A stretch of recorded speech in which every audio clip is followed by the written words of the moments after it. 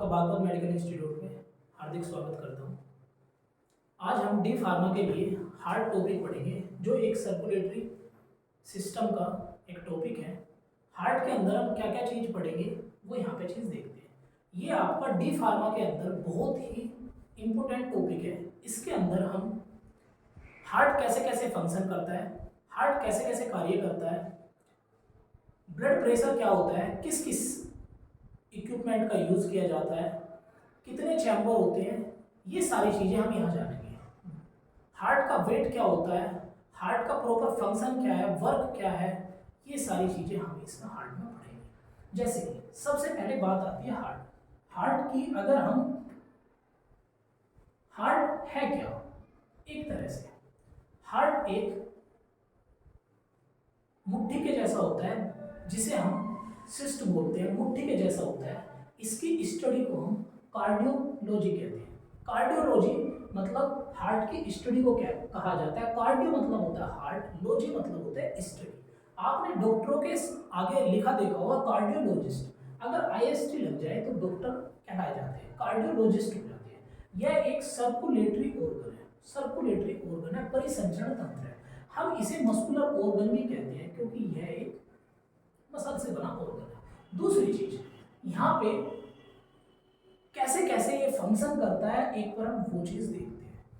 थोड़ी सी चीज अगर हम ये चीज देखें, जैसे एग का फर्टिलाइजेशन होता है।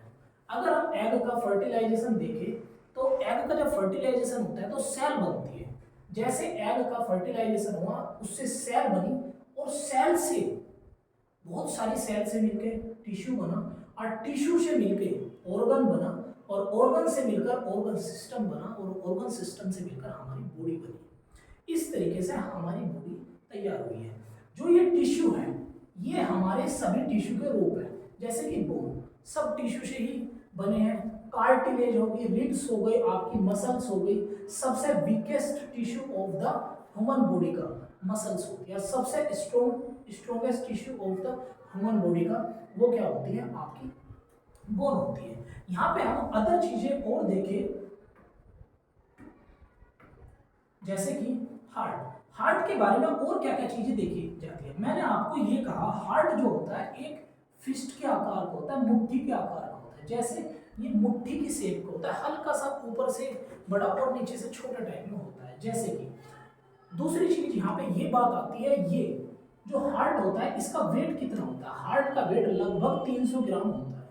300 ग्राम होता है ह्यूमन हार्ट का वेट। ये मेल और फीमेल में थोड़ा बहुत कम अंतर हो सकता है एडल्ट में, ठीक है, हल्का बहुत ग्राम में अंतर आ जाता है, लगभग 300 ग्राम होता है।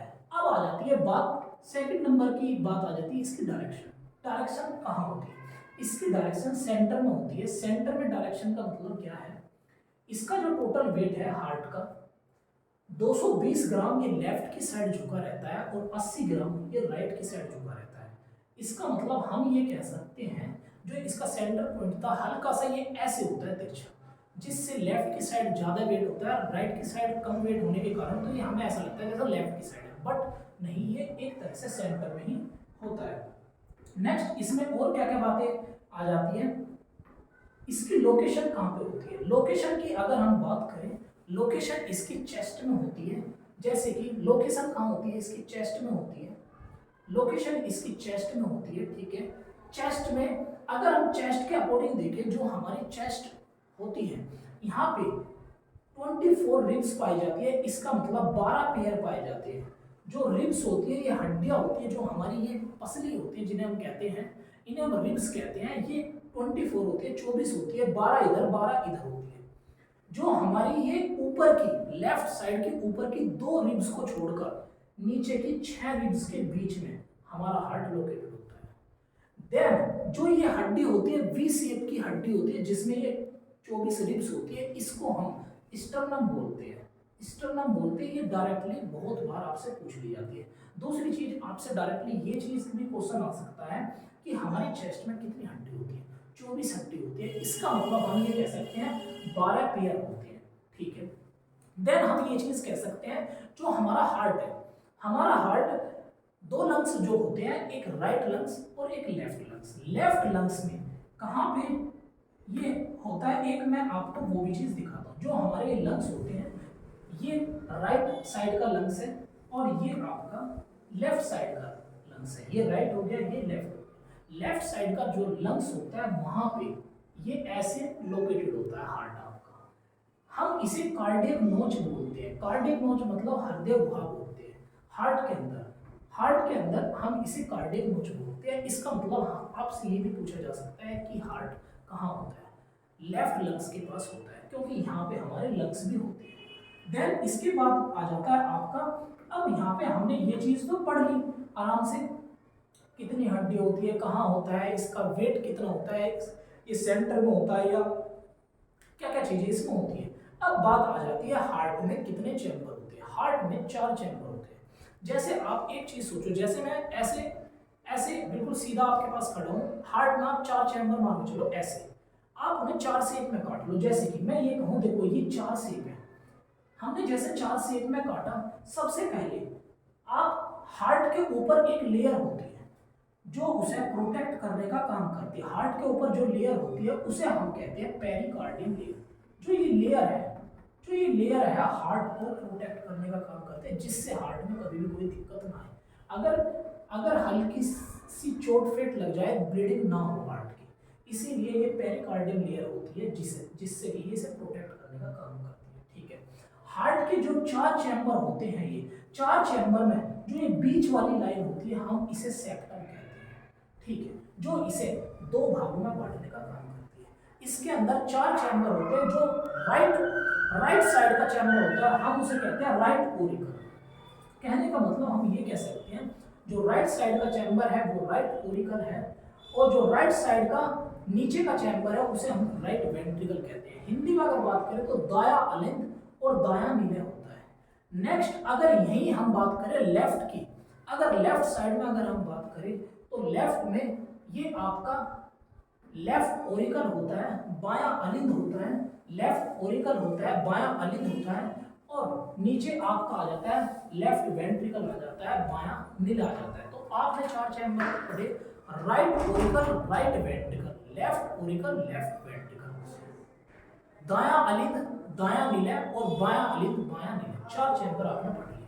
दूसरी चीज मैं ये कहूंगा, आपके हार्ट के अंदर जो राइट ओरिकल होता है, राइट ओरिकल के अंदर CO2 प्रेजेंट होती है। CO2 का मतलब होता है डीऑक्सीजनेटेड ब्लड। हम CO2 से ये डिनोट कराना चाह रहे हैं कि जो जिसके अंदर ब्लड के अंदर ऑक्सीजनेट CO2 प्रेजेंट है वो डीऑक्सीजनेटेड ब्लड है। जो ये डीऑक्सीजनेटेड ब्लड है, यहाँ पे ट्राइकस्पिड वाल्व लगे होते हैं। ये एक तरह के 3 वाल्व होते हैं इस तरह से।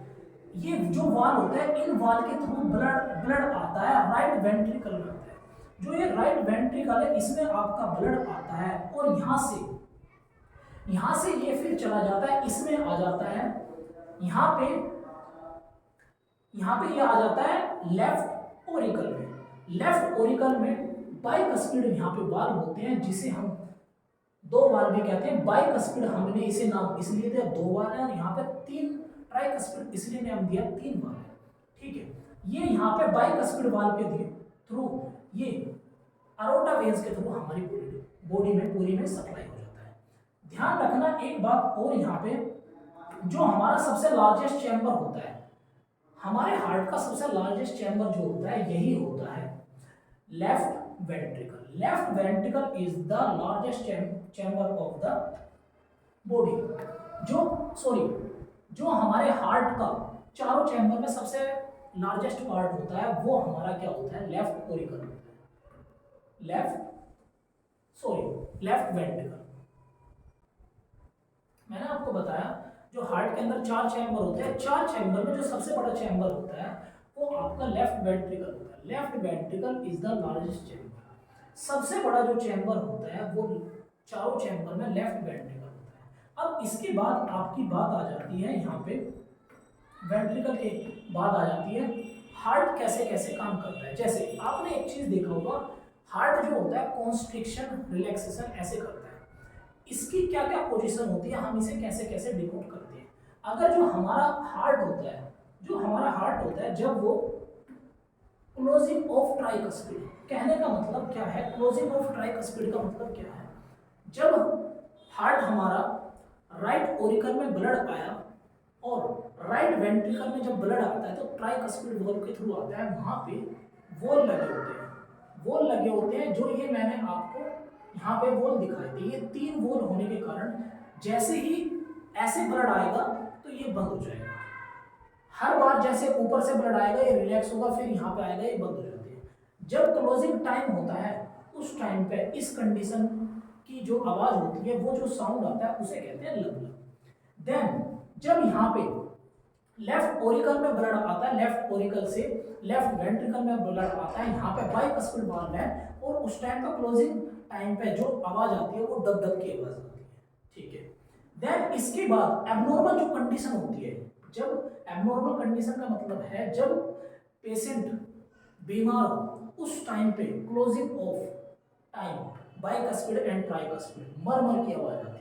किस चीज की आवाज आती है? मरमर की आवाज आती है। इसीलिए मरमर की आवाज आने के कारण ही डॉक्टर पहचान पाता है इसको क्या प्रॉब्लम है, ठीक है। नेक्स्ट आपका आ जाता है यहाँ पे अदर क्या चीज है। अब जैसे हमने 4 चैम्बर पढ़ लिए, हार्ट में हमारे 4 चैम्बर होते हैं ह्यूमन बीइंग में, लेकिन 4 चैम्बर तो होते हैं, यहाँ पे अदर जो जीव होते हैं या ह्यूमन बीइंग्स है या बर्ड्स है, स्नेक है, उनमें कितने कितने चैम्बर होते हैं ये भी चीजें हमें पता होनी चाहिए, ठीक है। ब्लड को जो डायरेक्शन देने का काम करते हैं वो डायरेक्शन देने का काम करते हैं ट्राइकस्पिड और बाइकस्पिड वाल्व। 2 वाल्व होते हैं जो ट्राइकस्पिड और बाइकस्पिड यही डायरेक्शन देने का काम करते हैं, क्योंकि यही राइट ओरिकल से ब्लड नीचे पहुंचा रहे हैं राइट वेंट्रिकल में और लेफ्ट ओरिकल से ब्लड लेफ्ट वेंट्रिकल में ब्लड जा रहा है। किसकी डायरेक्शन किसके थ्रू जा रहा है? ट्राइकस्पिड और बाइकस्पिड वाल्व। देन आ जाता है अदर चैम्बर, जैसे जो फिश होती है, फिश में 2 चैम्बर होते हैं, लेकिन एक्सेप्शन के लिए व्हेल जो मछली होती है उसमें 4 चैम्बर होते हैं। व्हेल मछली में 4 चैम्बर होते हैं और इसके हार्ट का वजन भी 300 किलो होता है। मैमल्स में आती है ये एक एक्सेप्शन है फिश का। फिश के हार्ट में 2 चैम्बर होते हैं, वरना व्हेल मछली में 4 चैम्बर होते हैं। देन आ जाता है बर्ड्स। जितने भी बर्ड्स होते हैं सभी में 4 चैम्बर होते हैं, जैसे कि ह्यूमन बीइंग में 4 चैम्बर होते हैं। नेक्स्ट आपका आ जाता है यहाँ पे लिजार्ड, जो छिपकली होती है, जो आपकी छिपकली होती है, स्नेक होती है, लिजार्ड होती है, रेप्टाइल्स होते हैं, जितनी भी रैंकर चलने वाले होते हैं उन सभी में 3 चैम्बर होते हैं। 3 चैम्बर का मतलब क्या है? 2 तो ओरिकल होते हैं और एक वेंट्रिकल होता है। 2 ओरिकल होते हैं और एक क्या होता है? वेंट्रिकल होता है। 2 ओरिकल होते हैं और एक क्या होता है? वेंट्रिकल होता है। ये 3 चैम्बर होते हैं जो भी रैंकर चलने वाले जीव जंतु होते हैं। नेक्स्ट आ जाता है क्रोकोडाइल्स। अब क्रोकोडाइल्स भी रैंकर चलता है, लेकिन ये एक्सेप्शन केस में आ जाता है। क्रोकोडाइल्स में 4 चैम्बर होते हैं, ये आपको ध्यान रखना है, ये आपको अच्छे से ध्यान रखना है। नेक्स्ट आ जाता है आपका यहाँ पे कॉकरोच। कॉकरोच के अंदर कितने चैम्बर होते हैं? कॉकरोच के अंदर 13 चैम्बर होते हैं। इसका जो ब्लड होता है, इसका जो ब्लड होता है वो व्हाइट होता है। व्हाइट ब्लड होता है किसके कारण? हीमोलिम्फ के कारण। लिम्फ मतलब होता है व्हाइट, और कलर कैसा होता है इसका? आपका इसका कलर व्हाइट कलर का होता है और इसमें 13 चैम्बर होते हैं। यही एक ऐसा वो है। नेक्स्ट आपका आ जाता है यहाँ पे ब्लड वेसल्स। ब्लड वेसल्स के अंदर हम क्या चीज देखते हैं? ब्लड वेसल्स, देखो ब्लड वेसल्स 3 टाइप की होती है। कितने टाइप की होती है blood vessels? Blood vessels 3 type की होती है। कौन कौन सी होती है वो चीज हम देखेंगे। ब्लड वेसल वे वाहिकाएं जो हमारे हार्ट तक इम्प्योर ब्लड को लाती है और हमारे शरीर से प्योर ब्लड को लेकर जाती है, और हमारे शरीर में प्योर ब्लड को लेकर जाती है, उन्हीं को हम क्या कहते हैं? ब्लड वेसल्स कहते हैं। ब्लड वेसल्स, अब यहाँ पे जैसे हमने ये कहा ये 2 टाइप की 3 टाइप की होती है, तो 2 टाइप की ब्लड वेसल्स ये हैं। कौन कौन सी ब्लड वेसल्स है? एक तो आर्टरी होती है, एक वेन्स होती है। आर्टरी और वेन्स में क्या अंतर है? कहने का मतलब धमनी और सीरा में क्या अंतर है? आर्टरी का मतलब है जिसमें प्योर ब्लड हो, ऑक्सीजनेटेड ब्लड हो, उसे हम आर्टरी कहते हैं, ठीक है।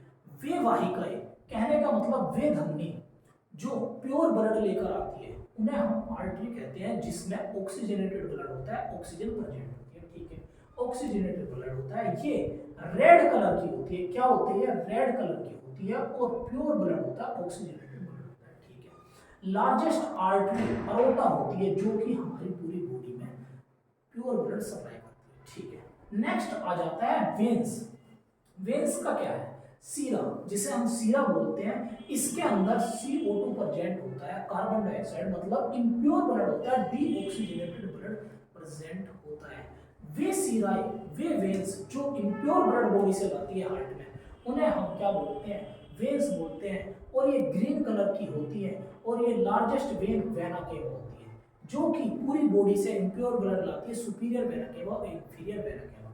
इसीलिए लार्जेस्ट वेन्स कौन सी है, वेना केवा होती है। ठीक है, नेक्स्ट हम इसमें अगर बात करते हैं, अब हमने यहाँ पे ये भी चीज पढ़ ली, दो तरह की, तीन तरह की आर्टरीज हमने पढ़ी थी, दो तरह की हमने पढ़ ली।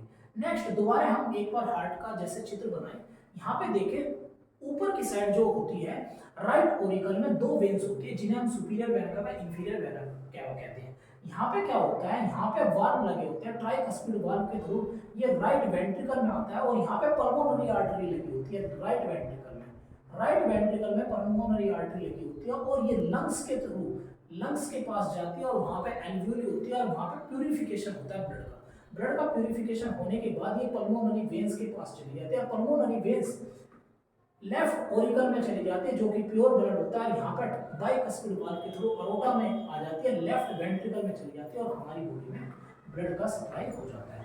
इस तरह से ये ब्लड हमारा हार्ट वर्क करता है। देन आ जाता है, देन यहाँ पे आ जाता है एक्सेप्शन क्या है। देखो अभी मैंने आपको ये बताया, जो आर्टरी होती है उसमें प्योर ब्लड होता है, जो वेन्स होती है उसमें इम्प्योर ब्लड होता है। ठीक है, लेकिन अगर आर्टरी के आगे, अगर आपका आर्टरी के आगे पल्मोनरी शब्द जुड़ जाए, फुसफुसिया धमनियां, धमनी के आगे फुसफुसिया शब्द जुड़ जाए, तो उसका मतलब ये होता है उसके अंदर इम्प्योर ब्लड होता है, इम्प्योर ब्लड होता है। कहने का मतलब कोई भी आर्टरी, जितनी आर्टरी होती है सब रेड कलर की मैंने बताई, और उसके अंदर प्योर ब्लड होता है। अगर पल्मोनरी शब्द जुड़ जाए तो उस आर्टरी के अंदर इम्प्योर ब्लड होता है। इम्प्योर ब्लड का मतलब डीऑक्सीजनेटेड ब्लड होता है। ठीक है, नेक्स्ट बात मैंने आपको क्या बताई है, इसी में नेक्स्ट बात मैंने आपको ये बताई, अगर हम वेन्स की बात करें, अभी मैंने वेन्स में ये कहा, जो वेन्स होती है उसमें इम्प्योर ब्लड होता है, वे ग्रीन कलर की होती हैं, और वे डीऑक्सीजनेटेड उनके अंदर ब्लड होता है। मैंने ये चीज आपसे बोली है, अगर वेन्स के आगे पल्मोनरी शब्द जुड़ जाए तो उसमें प्योर ब्लड आ जाता है। इसका मतलब पल्मोनरी वेन्स ऐसी वेन्स है जिसके अंदर प्योर ब्लड होता है, ऑक्सीजनेटेड ब्लड होता है, इसका मतलब ऑक्सीजन प्रेजेंट होती है। नेक्स्ट आ जाता है कैपिलरी। हमने तीन तरह की आर्टरी पढ़ी थी, एक तीन तरह की धमनियां पढ़ी थी, एक तो आर्टरी, एक वेन्स, और एक आती है कैपिलरी। कैपिलरी क्या है, कैपिलरी के अंदर हम देखें आर्टरी और प्लस वेन्स, आर्टरी और वेन्स मिलके कैपिलरी बनती है। इनके अंदर में प्योर प्लस इम्प्योर दोनों तरह का ब्लड होता है। दूसरी चीज यहाँ पे ये चीज पूछ ली जाती है, जो हमारा ब्लड है वो क्लोज सर्कुलेटरी सिस्टम है, ओपन सर्कुलेटरी सिस्टम नहीं है।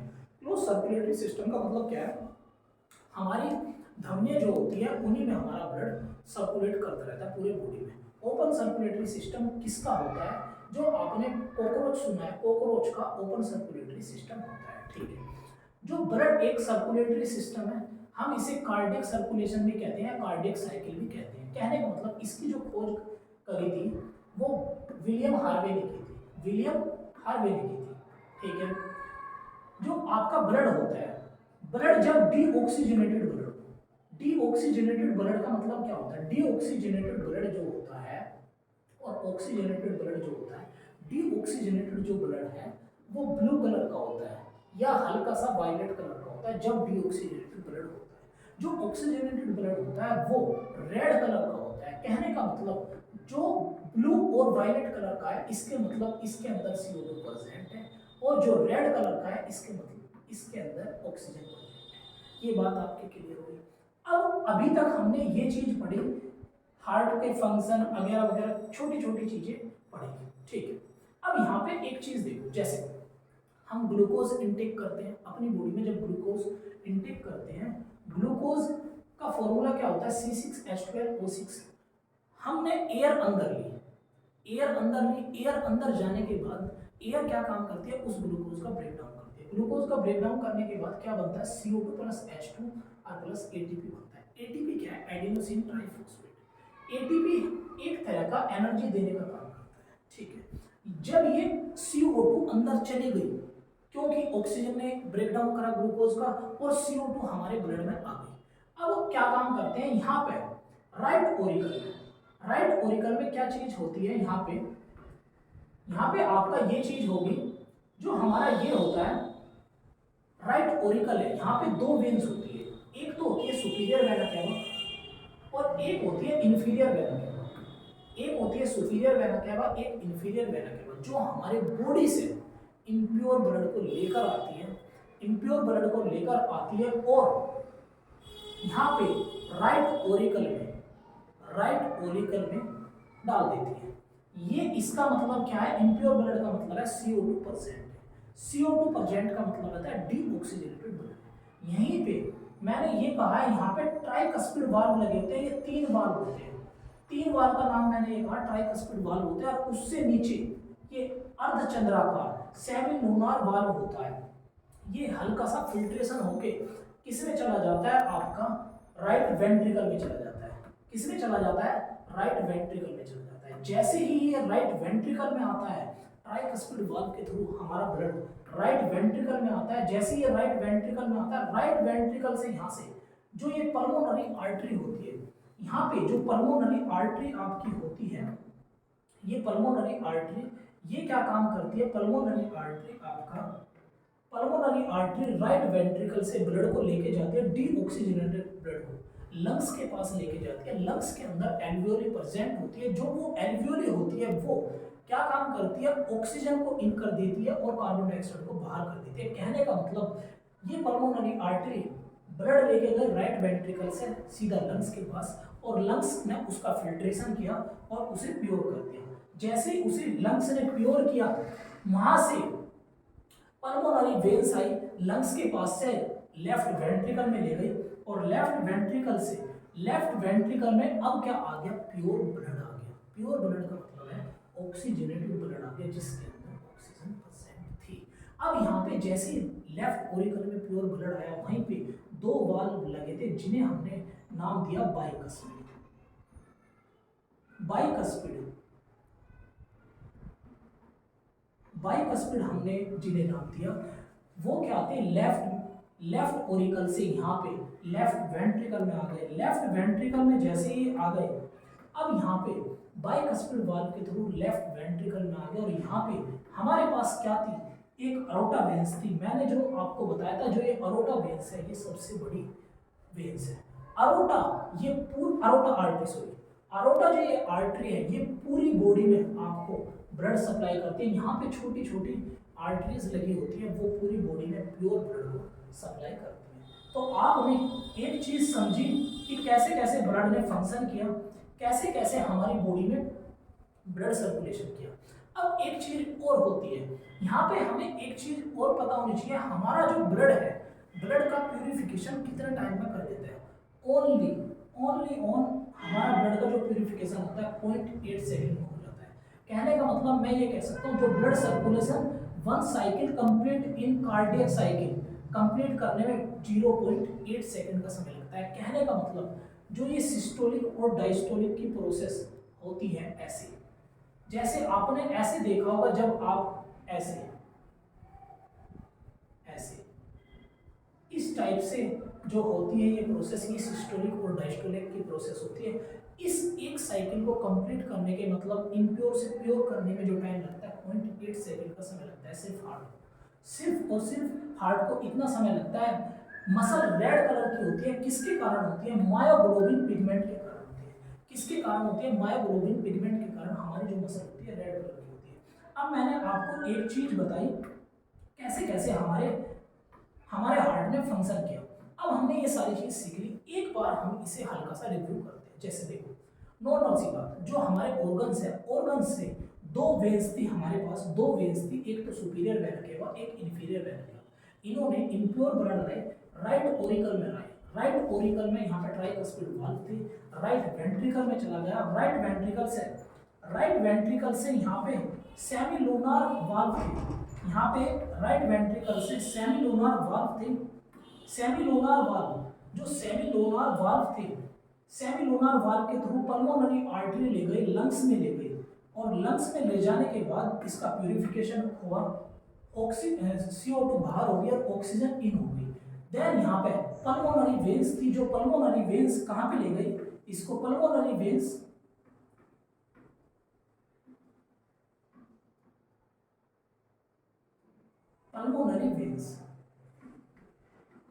जो पल्मोनरी वेन्स थी ये लेफ्ट ओरिकल में ले गई और वहां पे बाइकस्पिड वाल्व थे, वहां पे लेफ्ट वेंट्रिकल में चला गया, फिर अरोटा यहाँ पे स्मॉल आर्टरीज में दिया और पूरे बॉडी में हमारे ब्लड सप्लाई हो गया। इस तरीके से हमारे हमारे हार्ट ने फंक्शन किए टोटली। तो जो हमने अभी तक यहाँ पे देखा कैसे कैसे फंक्शन हमारा हार्ट कर रहा था, कैसे कैसे ब्लड को सप्लाई हो रही थी, किस किस तरीके से ब्लड सप्लाई हो रहा था। नेक्स्ट अब यहाँ पे आ जाता है हार्ट बीट जनरेटेड कैसे होती है। देखो एक डिजीज होती है, इसे आप ध्यान रखना, फोसा ओवेलिस या blue baby syndrome. Fossa ovalis या ब्लू बेबी सिंड्रोम क्या है? फोसा ओवेलिस या ब्लू बेबी सिंड्रोम क्या होता है? जैसे ये कहते हैं दिल में छेद हो गया, दिल में छेद हो गया और वहाँ उस कंडीशन में जो होल होता है ना, यहाँ पे जो दिल में छेद हो जाता है ना, उस कंडीशन में लिथियम की वो लगाई जाती है, वहाँ पे उस कंडीशन में लिथियम का वो लगाया जाता है हार्ट में। जो हार्ट बीट होती है वो किससे जनरेट होती है? Heart beat generated by SA node, जिसके फुल फॉर्म हम कहते हैं साइनो ओरिकल नोड। जो हमारी हार्ट बीट जनरेट होती है ना, हार्ट बीट धक जो करती है, वो साइनो ओरिकल नोड से हार्ट बीट जनरेट होती है, या हम इसे कहते हैं नेचुरल पेस मेकर। क्या कहते हैं? नेचुरल पेस मेकर हम इसे कहते हैं। देन हार्ट बीट जो होती है कंडीशन के ऊपर डिपेंड करती है। जो एम्ब्रियो अवस्था होती है, भ्रूण अवस्था होती है, जो भ्रूण अवस्था होती है उसमें 200 से लेकर 250 पर मिनट हार्ट बीट होती है। जो चाइल्ड होती है उसमें 150 पर मिनट हार्ट बीट होती है। जो एडल्ट होती है उसमें 72 पर मिनट हार्ट बीट होती है। जो जिम वाले बंदे होते हैं उनकी 90 से 98 के समथिंग होती है, और जो एथलीट्स होते हैं उनकी 60 से 68 के बीच में हार्ट बीट होती है। नेक्स्ट अगर हम यहाँ पे एक और आगे की बात करें, जो ये हमारा हार्ट होता है, यहाँ पे जैसे हमारा ये हार्ट बना है, हार्ट के अंदर हमने क्या चीज देखी, हार्ट में यहाँ पे SA नोड लगे होते हैं। जो हमारे SA नोड होती है ये एक तरह से AV नोड होती है, एंटीरियो वेंट्रिकुलर नोड होती है, या हम इन्हें आर्टिफिशियल नोड भी कह देते हैं। जो ये नोड होती है एक तरह से ये फाइबर पुरकिंचे फाइबर के टाइप के होते हैं। ये क्या काम करते हैं, जो हम ये साइनो ओरिकल नोड होती है, ये हमें जैसे मैंने आपको ये सारी चीज यहाँ पे बताई, SA नोड ये जनरेट करने का काम करती है हार्ट बीट।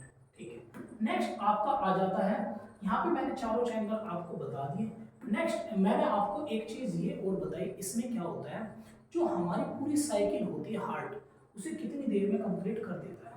जैसे यहाँ से सपोज करो ब्लड इन हुआ, हमारी बॉडी में जब ब्लड इन होता है, अगर हमारी बॉडी में जो ब्लड इन हुआ, हमने उस प्रोसेस को कहा सिस्टोलिक प्रोसेस। ये ब्लड इन हो रहा है, जब इन हो रहा है उस कंडीशन में 0.3 सेकंड का समय लग रहा है जब हमारे हार्ट में ब्लड आ रहा है, और जब हमारे हार्ट से ब्लड आउट हो रहा है उस समय उसको कहते हैं डायस्टोलिक। इसका मतलब 0.5 सेकंड का समय लगा। तो सिस्टोलिक और डायस्टोलिक, इस टोटल प्रोसेस को सिस्टोलिक और डायस्टोलिक कहते हैं। ठीक है, सिस्टोलिक का मतलब क्या है, 120 mmHg होता है।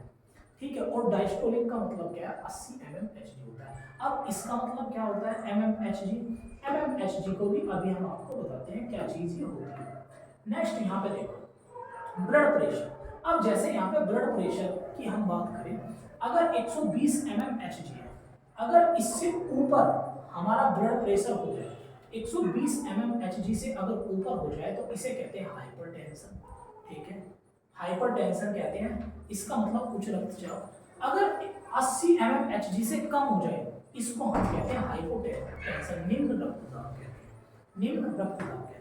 अगर हार्ट बीट, जो हमारी हार्ट बीट होती है, हार्ट बीट अगर कम होने लगे उस कंडीशन को ब्रैडीकार्डिया कहा जाता है, और अगर हार्ट बीट ज्यादा होने लगे इसे ट्रेडिकार्डिया कहते हैं। ये बात आपको हमेशा ध्यान रखनी, ब्रैडीकार्डिया किसे बोलते हैं और ट्रेडिकार्डिया किसे बोलते हैं। हार्ट बीट ज्यादा होने का मतलब 120 mmHg से ज्यादा होने की, अगर इससे ज्यादा हार्ट बीट हमारी होती है तो इसे हाइपरटेंशन कहते हैं, तभी हार्ट अटैक आता है।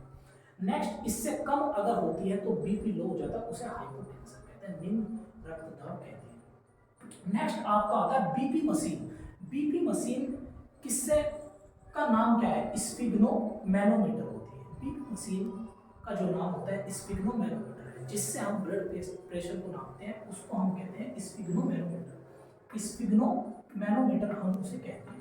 नेक्स्ट इसके आगे आ जाते हैं कुछ अदर पॉइंट्स, जैसे अगर हम ये कहें जो ब्लड प्रेशर है या हार्ट बीट है इज रेगुलेटेड विच हॉर्मोन्स, वह कौन से हॉर्मोन्स है जो ब्लड प्रेशर और हार्ट बीट को रेगुलेटेड करते हैं। थायरोक्सिन हार्मोन और एड्रेनालिन हार्मोन, यही दो ऐसे हॉर्मोन्स हैं जो ब्लड प्रेशर और हार्ट बीट को रेगुलेट करते हैं। ये दो हॉर्मोन्स हैं, ये बहुत बार पूछे जाते हैं, वह हॉर्मोन्स बताओ जो ब्लड प्रेशर और हार्ट बीट को रेगुलेटेड करते हैं। ठीक है, नेक्स्ट आ जाता है यहाँ पे बीपी या एचपी, ब्लड प्रेशर या एचबी, ये किससे रेगुलेट किया जाता है, मेडुला ओब्लोंगेटा इन्हें रेगुलेट करता है। नेक्स्ट आ जाता है ईसीजी की फुल फॉर्म बताओ, इलेक्ट्रोकार्डियोग्राफी, और सीएडी की फुल फॉर्म बताओ, coronary arteries disease, coronary arteries disease. ये यहाँ पे आपका हार्ट का चैप्टर कंप्लीट हो जाता है। इसके बाद भी अगर कोई डाउट रह जाता है तो हम नेक्स्ट सेशन